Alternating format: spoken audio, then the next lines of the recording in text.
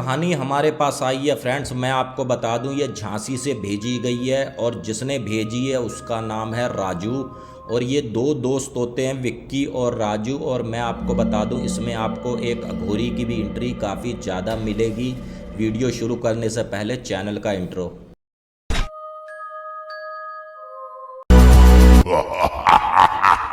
And आप सबको मेरी नमस्कार और मेरा नाम है अजय। आइए शुरू करते हैं आज की हॉरर स्टोरी, एक सच्ची घटना। तो झांसी से सटा हुआ गांव पड़ता है शहर से बस थोड़ा सा दूरी पे ही लगा लो, 3-4 किलोमीटर की दूरी पे। अब तो खैर वो भी शहर में कहीं ना कहीं मिक्स हो गया है, जो कस्बा कह लो या गांव कह लो। तो यहाँ पर विक्की ने जो हमको कहानी में भेजा है, मैं आपको बता दूँ ये पूरा इंसिडेंट शुरू कैसे हुआ था, कहाँ से हुआ था, ये पूरा मैं विस्तार से आपको बताऊंगा।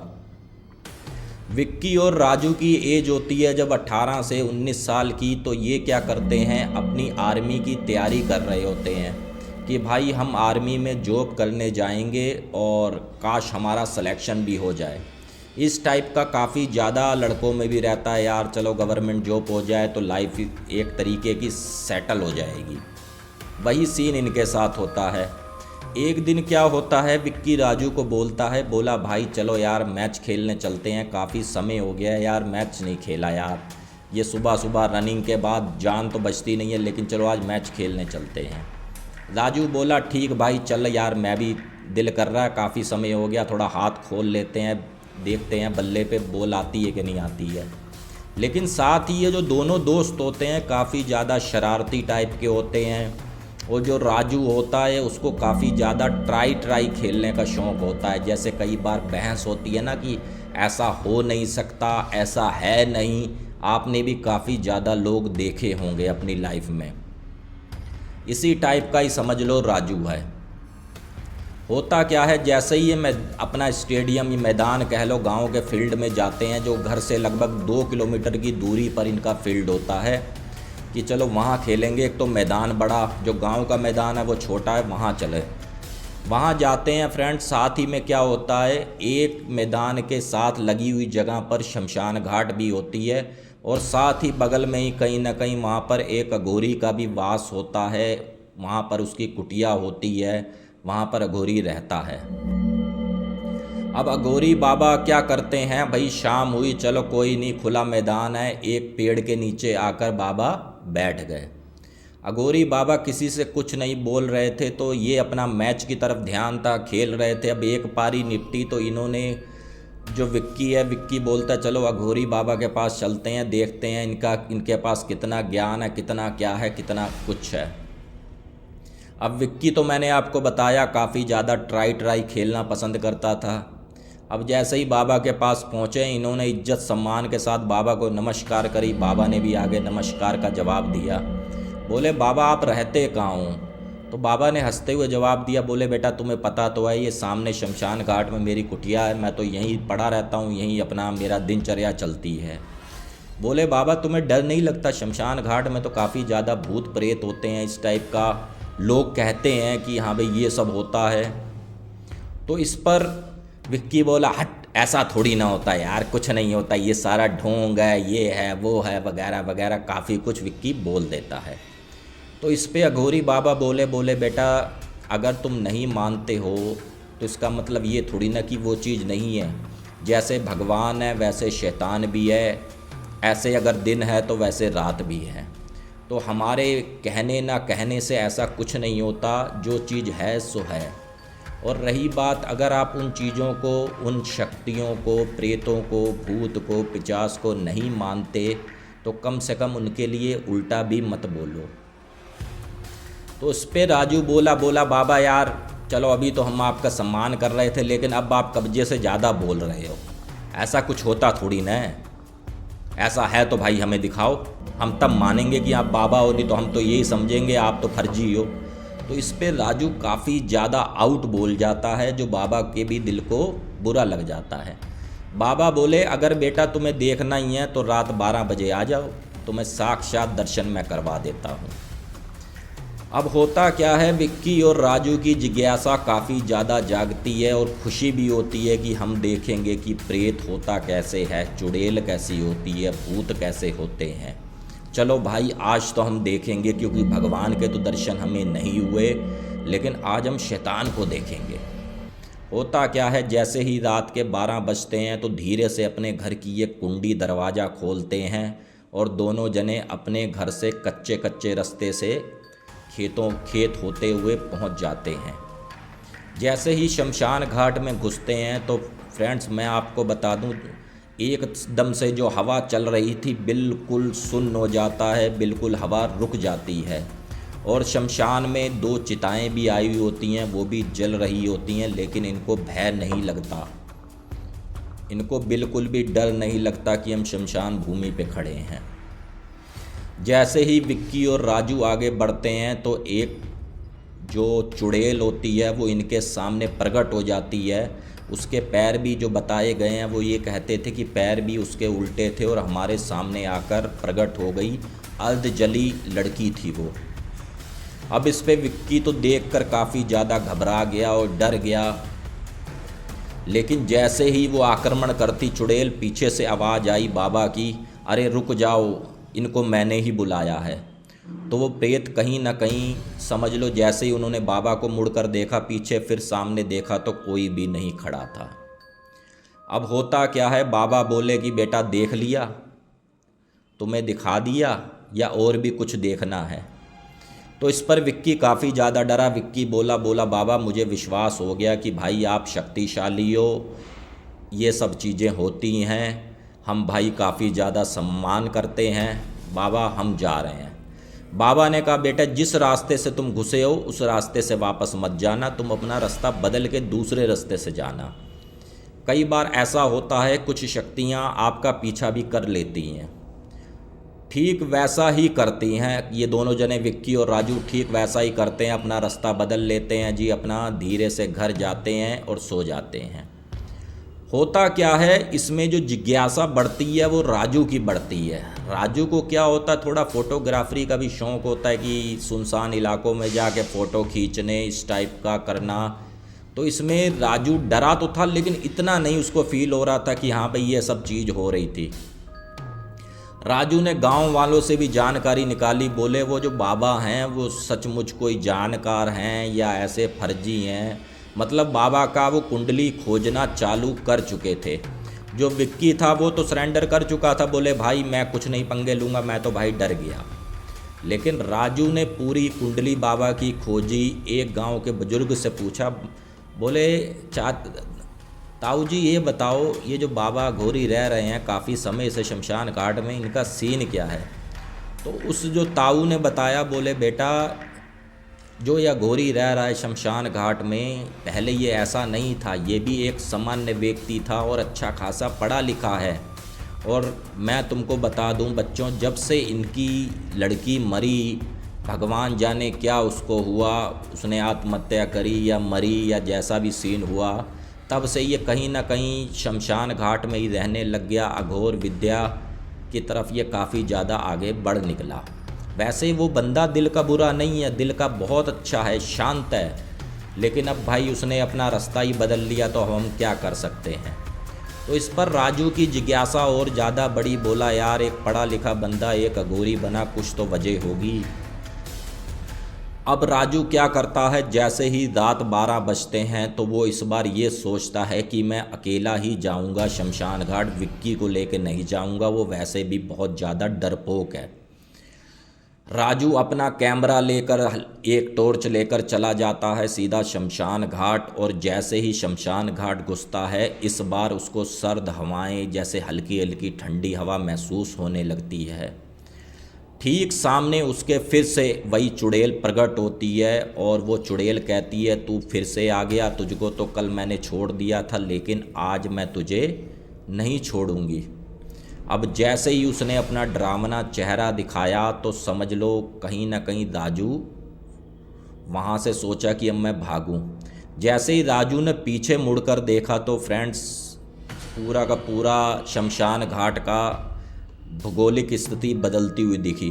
उसको रास्ता कहीं से दिखा ही नहीं कि मैं यहाँ से बाहर कैसे निकलूँ, मैं शमशान घाट की सीमा कैसे पार करूँ। इस पर फिर से बाबा आते हैं, वो कह देते हैं कि बेटी रुक जा, ये मेरा ही बच्चा है। ऐसे करके कहीं ना कहीं शांत किया जाता है उस चुड़ैल को। और वो चुड़ैल कहती है कि पिताजी अगर ये अब आया तो मैं इसका खून पी जाऊंगी, इसको ये धरती से ही गायब कर दूंगी। जैसे तैसे उसको शांत किया जाता है चुड़ैल को, और चुड़ैल अदृश्य रूप में गायब हो जाती है। तो इस पर अघोरी बोलता है, बोले बेटा अब क्यों आए हो, यहाँ पर आना तुम्हारे लिए सही नहीं है। ये जगह कोई आम आदमी के लिए नहीं है, ये शमशान भूमि है। अगर कोई प्रेत पीछे लग गया तो समझ लो फिर जीवन बर्बाद हो जाता है। तो इस पर राजू, उस समय राजू के भी थोड़ा सा डर महसूस उसको बढ़ा, लेकिन कहीं ना कहीं बाबा के समझाने पर, बाबा के कहने पर वो फिर से वापस चला जाता है। फिर से गांव जाता है, थोड़ी सी और इंक्वायरी निकालता है कि बाबा का आखिरकार घर कहाँ था, वो लड़की कहाँ मरी थी, वहाँ क्या सीन था, बाबा ऐसे क्यों हैं, वैसे क्यों हैं। यहाँ पर राजू ये गलती कर रहा था, सीधा उस बाबा से ना पूछकर कहीं ना कहीं गांव से अपना एक्सपीरियंस बढ़ा रहा था। अब जब आप कोई ऐसा एक्सपीरियंस बढ़ाना चाहते हो तो कोई ना कोई ऐसा बंदा निकल ही आता है। तो गांव का एक बंदा और था, कुछ समय पहले वो बाबा का समझ लो चेला बना हुआ था, बाबा का शिष्य था, जो बाबा के काफ़ी साथ रहता था। लेकिन कहीं ना कहीं बाबा के साथ उसने नमक हरामी की तो बाबा ने उसको भगा दिया। राजू को वो बंदा मिला और राजू से उसने बात करी। राजू ने पूछा कि भाई ये बता बाबा रहने वाले कहाँ के हैं और क्या क्या पूरा सीन है, ये बेटी बाप वाला सीन मुझे समझ नहीं आ रहा। तो इस पर उस बंदे ने कहा कि भाई मैं तुम्हें बता दूं, यहाँ से जो अपने घर से थोड़ा सा आगे करके एक जंगल पड़ता है, वहाँ के किनारे पर ही बाबा की कुटिया थी और बाबा की एक लड़की थी, जो किसी कारणवश उसकी लड़की की मृत्यु हो गई। और बाबा उस अपनी बेटी से, इकलौती बेटी से काफ़ी ज़्यादा प्यार करते थे, क्योंकि जो लड़की की माँ थी वो काफ़ी समय पहले ही ये दुनिया छोड़ के चली जाती है। ये दो जने बचते हैं, बाप और बेटी, लेकिन इनकी लड़की की भी जवानी में ही कहीं ना कहीं मौत हो जाती है। तो बाबा इस सदमे को सह नहीं पाते और कहीं ना कहीं अघोर विद्या अपनी बढ़ाते हैं आगे को कि मैं अब अघोरी बनूंगा और साथ में अपनी बेटी को मैं अमर करूंगा। राजू इस विषय में इतना आगे बढ़ता जा रहा था कि उसको कुछ समझ ही नहीं आ रहा था कि मैं कर क्या रहा हूँ, मेरे साथ क्या क्या हो सकता है। अब होता क्या है, जो उस बंदे से बात होती है राजू की, तो राजू ये बोलता है भाई थोड़ा सा मुझे उसकी लोकेशन बता दे, अगर हो सका तो मैं वो घर भी जाऊंगा, कुछ तो मुझे सबूत मिलेंगे। तो वो बंदा भी राजू को समझाता है, बोला भाई पीछे हट जाओ, चक्कर में मत पड़ो, तुम जिनके चक्कर में हो वो समझ लो साथ ले जाएंगे। लेकिन राजू किसी की नहीं सुनता। होता क्या है, अगली शाम को फिर से राजू जाता है उस कुटिया में, जो जंगल के किनारे घर होता है। वो ये समझ लो फ्रेंड्स ऐसा हो चुका होता है, काफ़ी ज़्यादा पुराना घर के लगभग दो कमरे होते हैं, उसमें आज भी वो दिए रखे हुए होते हैं बुझे हुए, जो जिसमें तेल नहीं होता, और काफ़ी ज़्यादा घना अंधेरा उस कमरे में देखने को मिलता है। और साथ ही दीवारों से ऐसा लग रहा था जैसे खून की बूंदें गिर रही हों। जब ये अपनी टॉर्च जलाकर राजू देखता है तो राजू को काफ़ी ज़्यादा डर भी लगता है।